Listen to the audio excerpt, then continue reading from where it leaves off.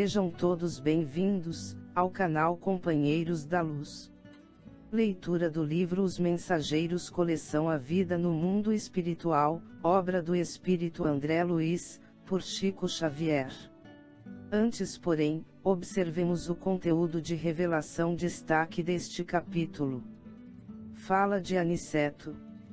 A cólera é punida por suas consequências. Ao mal segue-se o mal. Se os seres inferiores, nossos irmãos no grande lar da vida, nos fornecem os valores do serviço, devemos dar-lhes, por nossa vez, os valores da educação. Ora, ninguém pode educar odiando, nem edificar algo de útil com a fúria e a brutalidade. Iniciemos então a leitura completa do capítulo 41. Entre árvores. Decorridos alguns minutos, atingíamos pequena propriedade rural, povoada de arvoredo acolhedor. Laranjeiras em flor perdiam-se de vista. Bananeiras estendiam-se em leque, enquanto o goiabal de longe, semelhava-se a manchas fortes de verdura. A relva macia convidava ao descanso. E o vento calmo passava de leve, sussurrando alguma coisa através da folhagem. Aniceto respirou a longos tragos, e falou. Os desencarnados, embora não se fatiguem como as criaturas terrestres, não dispensam da pausa de repouso. Em geral, nossas operações à noite são ativas e laboriosas. Apenas 1/3 dos companheiros espirituais em serviço na crosta, conserva-se em atividade diurna. E notando-nos a curiosidade justa, sentenciou. Aliás, isto é razoável. O dia terrestre pertence com mais propriedade, ao serviço do espírito encarnado. O homem deve aprender a agir, testemunhando compreensão das leis divinas. Pelo menos durante certo número de horas, deve estar mais só com as experiências que lhe dizem respeito. Nosso instrutor amigo sorriu e observou. O dia e a noite constituem para o homem, uma folha do livro da vida.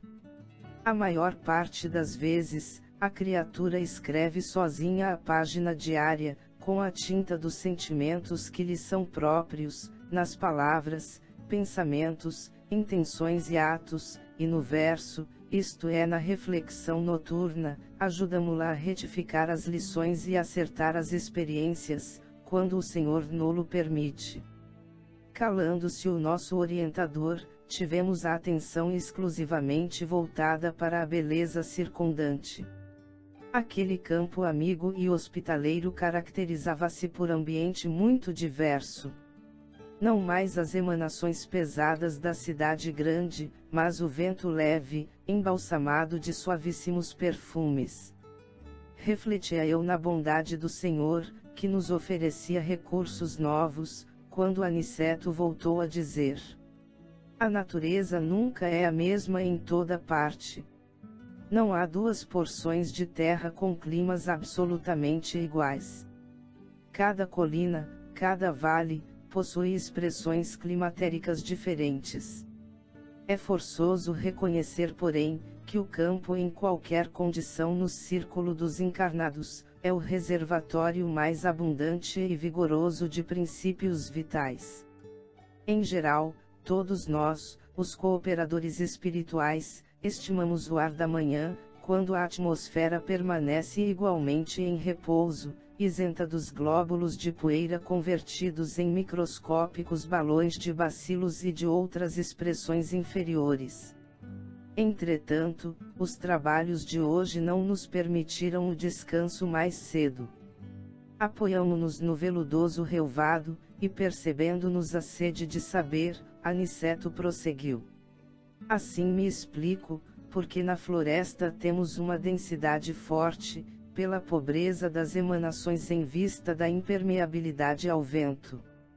Aí, o ar costuma converter-se em elemento asfixiante, pelo excesso de emissões dos reinos inferiores da natureza.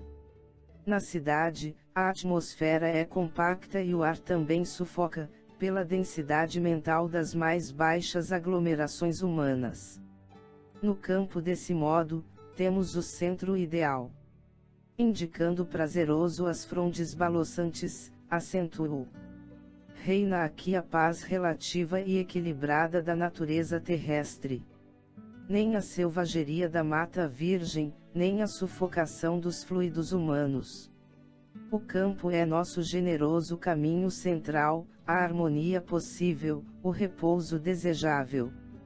Embalados ao pio de algumas jurites solitárias, repousamos algumas horas, magnificamente asilados no templo da natureza. Com as primeiras tonalidades do crepúsculo, Aniceto nos convidou a passeio rápido pelas imediações. Reconhecia que estávamos muito mais bem dispostos. Somente depois de nos locomovermos por alguns minutos, observei que nas vizinhanças havia grande quantidade de trabalhadores espirituais. Em face das minhas interrogações, nosso mentor explicou, bondosamente. O campo é também vasta oficina para os serviços de nossa colaboração ativa. E apontando os servidores, que iam e vinham, considerou. O reino vegetal possui cooperadores numerosos. Vocês possivelmente ignoram que muitos irmãos se preparam para o mérito de nova encarnação no mundo, prestando serviço aos reinos inferiores. O trabalho com o Senhor é uma escola viva, em toda parte. Nesse momento, nossa atenção foi atraída por significativo movimento na estrada próxima. Dirigimos-nos para lá, seguindo os passos de Aniceto, que parecia adivinhar o acontecimento. Observei então, um quadro interessante. Um homem jazia por terra, numa poça de sangue, ao lado de carroça sustentada por um burro impaciente, dando mostras de grande inquietação. 2 companheiros encarnados prestavam socorro ao ferido, apressadamente. É preciso conduzi-lo à fazenda sem perda de tempo, dizia um deles aflito, temo haja fraturado o crânio. O número de desencarnados que auxiliava o pequeno grupo, todavia, era muito grande. Um amigo espiritual que me pareceu o chefe, naquela aglomeração, recebeu Aniceto e a nós com deferência e simpatia, explicou rapidamente a ocorrência. O carroceiro havia recebido a patada de um burro e era necessário socorrer o ferido. Serenada a situação, vi o referido superior hierárquico chamar um guarda do caminho, interpelando. Glicério, como permitiu semelhante acontecimento? Este trecho da estrada está sob sua responsabilidade direta. O subordinado, respeitoso, considerou sensatamente. Fiz o possível por salvar este homem, que aliás, é um pobre pai de família. Meus esforços foram inúteis, pela imprudência dele. Há muito procuro cercá-lo de cuidados, sempre que passa por aqui. Entretanto, o infeliz não tem o mínimo respeito pelos dons naturais de Deus. É de uma grosseria inominável para com os animais que o auxiliam a ganhar o pão. Não sabe senão gritar, encolerizar-se, surrar e ferir. Tem a mente fechada às sugestões do agradecimento. Não estima senão a praga e o chicote. Hoje, tanto perturbou o pobre burro que o ajuda, tanto o castigou, que pareceu mais animalizado. Quando se tornou quase irracional, pelo excesso de fúria e ingratidão, meu auxílio espiritual se tornou ineficiente. Atormentado pelas descargas de cólera do condutor, o burro humilde o atacou com a pata. Que fazer? Minha obrigação foi cumprida. O superior, que ouvia atenciosamente as alegações, respondeu sem hesitar. Tem razão. E como dirigisse o olhar a Aniceto, desejando aprovação, nosso orientador afirmou. Auxiliemos o homem, quanto esteja em nossas mãos, Cumpramos nosso dever com o bem, mas não desprezemos as lições.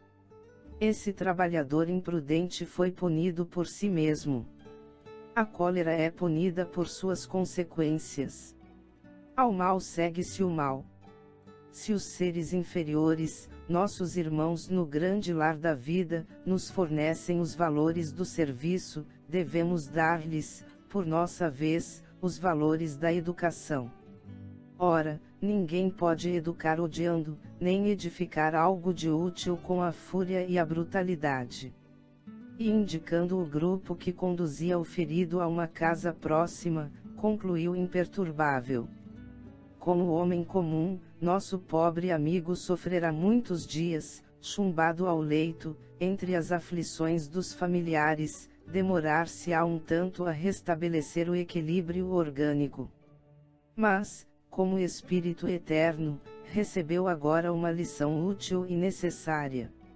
Altamente surpreendido, reparei na grande serenidade do nosso orientador, e comecei a compreender que ninguém desrespeita a natureza sem o doloroso choque de retorno, a todo tempo.